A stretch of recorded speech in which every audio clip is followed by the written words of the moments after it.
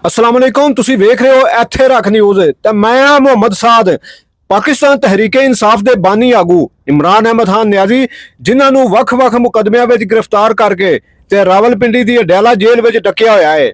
ਇਮਰਾਨ ਖਾਨ ਲਈ ਅਡਿਆਲਾ ਜੇਲ੍ਹ ਵਿੱਚ ਹੀ ਉਹਨਾਂ ਦੇ ਮੁਕੱਦਮੇ ਸੁਣਨ ਲਈ ਅਚੇਚੀ ਅਦਾਲਤ ਲਾਈ ਜਾਂਦੀ ਹੈ। ਕੁਝ ਮੁਕੱਦਮਿਆਂ ਵਿੱਚੋਂ ਤੇ ਇਮਰਾਨ ਅਹਿਮਦ ਖਾਨ ਨਿਆਜ਼ੀ ਬਰੀ ਵੀ ਹੋ ਗਏ ਨੇ ਅਤੇ ਕੁਝ ਮੁਕੱਦਮਿਆਂ ਦੀ ਸੁਣਵਾਈ ਹਾਲੇ ਵੀ ਜਾਰੀ ਹੈ। इस वेले अडयाला जेल विच इमरान खान उत्ते 192 मिलियन बरतानवी पौंड के मुकदमे की सुनवाई की जा रही है। अडयाला जेल विच पत्रकारां नाल गल करदे होया इमरान अहमद खान नियाजी ने सेवा मुक्त ISI जरनैल फैज़ हमीद के फड़े जाण के सवाल उत्ते टिप्पणी करदे होया आख्या कि फैज़ हमीद के फड़े जाण नाल मैनूं कोई किसी किस्म का खौफ नहीं। जेकर मैं फैज़ हमीद के फड़े जाण उत्ते डरदा ते मैं उस ते जुडिशल कमीशन बनाने की गल ना करदा। बीते कल पाकिस्तान के साबका मुखी मियाँ मोहम्मद नवाज शरीफ की प्रैस कॉन्फ्रेंस में इमरान खान उत्ते यह इल्जाम लाने की गल कि इमरान खान ने मुल्क का सारा निज़ाम खराब किया। जवाब देंदे होया इमरान खान का कहना सी कि नवाज शरीफ के इल्जामों उत्ते सिर्फ इकनॉमिक सर्वे ऑफ पाकिस्तान पढ़ लो।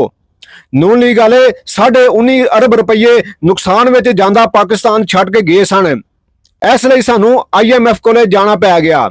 इमरान खान आंदे ने आख्या जा रहा है कि फैज़ हमीद ने 9 मई की साजिश रची।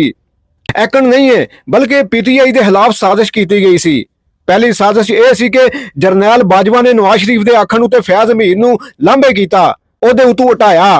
दूजी साजिश यह सी कि साडी सरकार विच जरनैल बाजवा ने अमरीका विच मौजूद हुसैन हक्कानी नूं $35,000 विच पक्ष पूरन लई भाव लॉबिंग करन लई भर्ती कीता। हुसैन हक्कानी तो बाद डोनाल्ड ट्रंप का मामला आया अते साडी सरकार मुंदी कर दी गई। उच्च अदालत के मुख जज नूं इनकुआयरी दा आख्या पर बजाय इनकुआयरी करन दे असां मजलूमां उत्ते साइफर का केस ठोक दिता। उन्हां कहा साडे खिलाफ त्रीजी वड्डी साजिश 9 मई के वापरे कांड ने। यह केस 1 घंटे में खत्म हो सकता है। सिर्फ यह पता लवाओ कि मेरी गिरफ्तारी का हुक्म किने जारी किया अते CCTV दी वीडियो सामने लियावियां जाण। साडी मंग है कि 9 मई के कांड की जुडिशल इंक्वायरी कराओ पर एस्टैबलिशमेंट नहीं करन दे रही। इमरान खान ने और दुखड़ा सुनाया कि चौथी साजिश 8 फरवरी दीयां चोणां सन जिस विच अवाम वालों सानू दिता गया फतवा चोरी किया गया। असी इलैक्शन चोरी की तहकीकात की भी मंग करते हैं। मुख जज काजी फायज ईसा उत्ते मशकूक तंज करते हुए इमरान खान का कहना सी कि चीफ जस्टिस इलैक्शन कमिश्नर सुल्तान सिकंदर राजा दी तारीफां कर रहे ने।